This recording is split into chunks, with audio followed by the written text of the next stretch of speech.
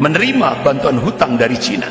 Belum lagi apa yang disampaikan oleh Wakil Perdana Menteri Cina Liu Yangdong hari Rabu 27 Mei 2015 di Auditorium FISIP Universitas Indonesia.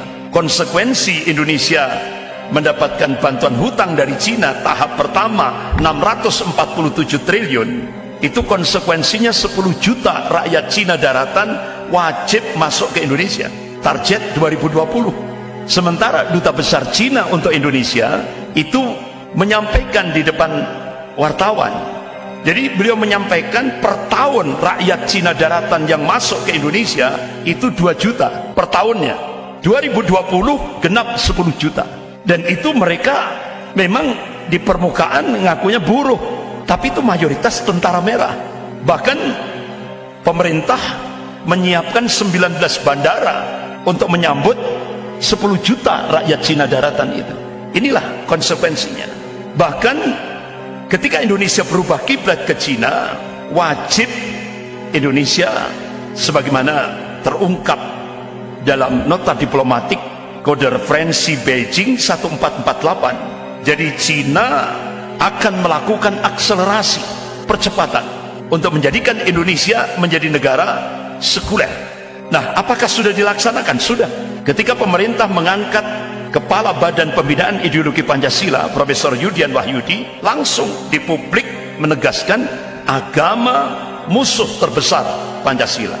Logikanya sekarang agama itu musuh terbesar negara, dan itu terasa sekali, sangat terasa sekali, tahap demi tahap. Bahkan guru besar ilmu politik dan militer Profesor Salim Said, beliau mengungkapkan sekarang ini kader-kader komunis yang sudah masuk di pemerintahan dan kader-kader komunis hampir 200 lebih yang duduk di DPR RI itu menggunakan kekuasaan untuk melakukan balas dendam terhadap Islam, umat Islam dan ulama. Kira-kira sudah terjadi apa belum? Sudah.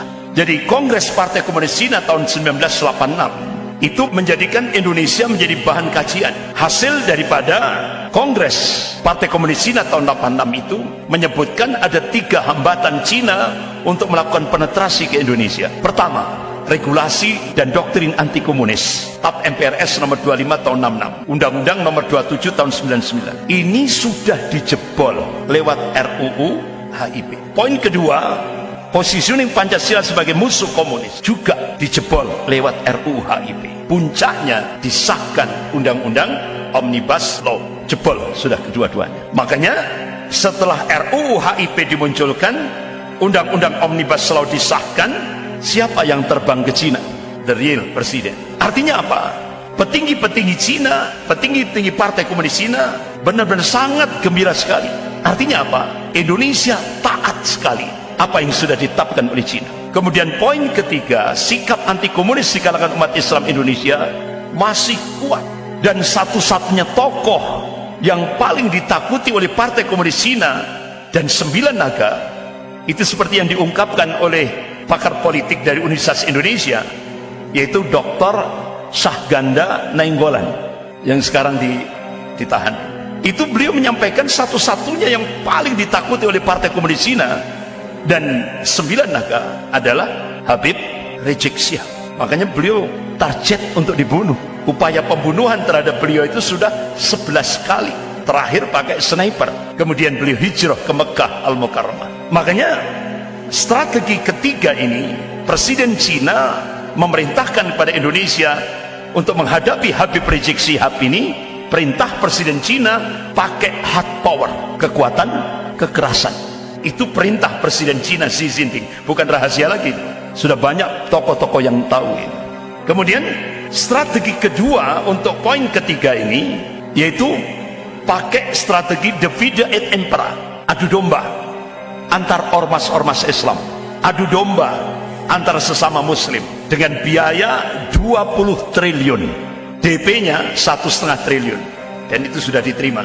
Bahkan termasuk pembuatan film My Flag, ya kan, yang ditokoi oleh Gus Muafik, itu juga masuk dalam proyek 20 triliun. Kemudian strategi yang ketiga untuk menghadapi poin ketiga ini, yaitu pakai strategi penguasaan media mainstream di Indonesia yang hampir 90% dikuasai oleh 9 naga. Makanya jangan kaget